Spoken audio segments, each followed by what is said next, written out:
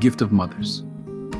The sun dipped behind the hills of Ncheta, casting golden shadows across the village's red clay paths.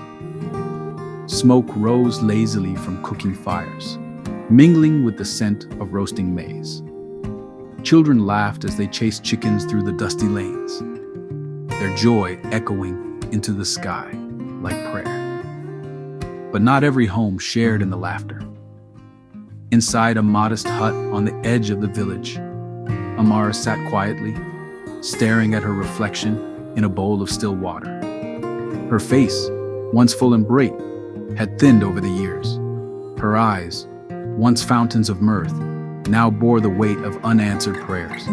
12 years of marriage, 12 years of silence from her womb. Each month brought hope that withered like a flower in dry season. Each wedding celebration reminded her of what she lacked, and each naming ceremony brought a fresh wound to her heart. Her neighbors smiled politely, but their eyes said what their mouths did not. She has no child? She must have angered the spirits. Her husband should take another wife. Yet Jotham, her husband, never wavered. I married you, Amara, he would say gently. Children or not, you are God's gift to me. And though his words were balm, they did not quiet the ache that lived within her. Every morning, Amara rose before the cock crowed and lit a small oil lamp beside her clay altar. There, she poured out her heart to God. Yahweh, she whispered, do you not see me? Have you closed your ears to my cry? Sarah waited. Hannah wept, and you remembered them. Must I die with this shame? That morning was no different, until a voice interrupted her prayers. Peace to this house, came a call from outside. Amara rose quickly and opened the door. An old man stood there leaning on a staff. His robe was dusty from travel, and his eyes, though clouded with age, held a strange intensity. May I have water? He asked simply. She nodded and hurried to fill a carved gourd. As he drank, he looked around the room, his gaze finally settling on the clay altar. You pray for a child, he said, not as a question, but a statement. Amara's hands trembled. I do. He nodded slowly. Then hear the word of the Lord. By this time next year, you will embrace a son. She gasped. How can this be? My time. But the old man raised a weathered hand.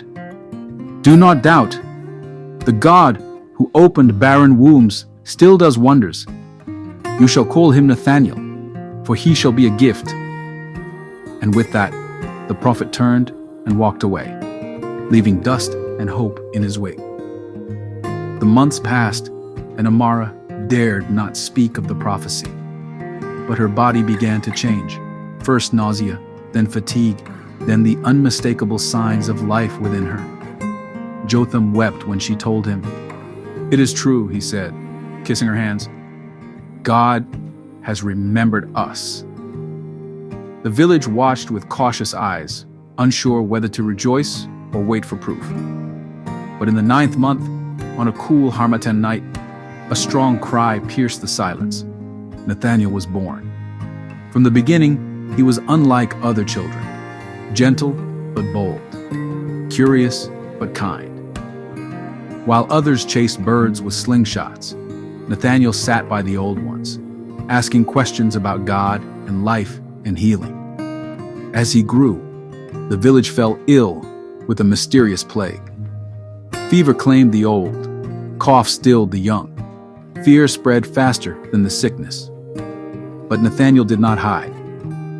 Armed with a pouch of herbs, a jug of clean water, and a well-worn copy of the Psalms, he went from home to home, tending the sick, praying for the weak. His prayers weren't just words, they were filled with faith. And healing followed him. Even the elders marveled. Where did this boy learn such wisdom? They asked.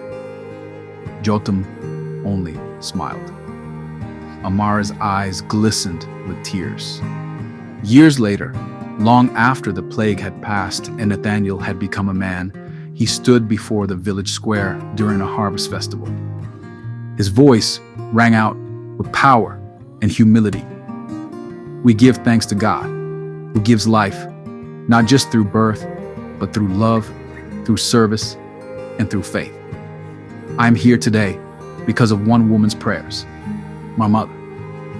The crowd erupted in cheers, and Amara, now gray-haired and wrinkled, covered her face.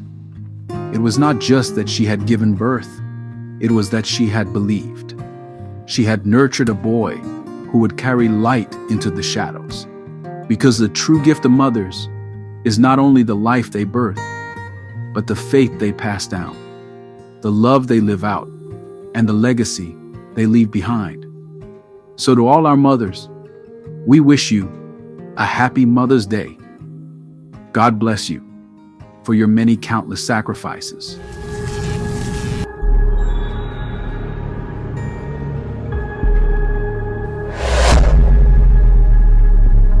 Thank you for watching.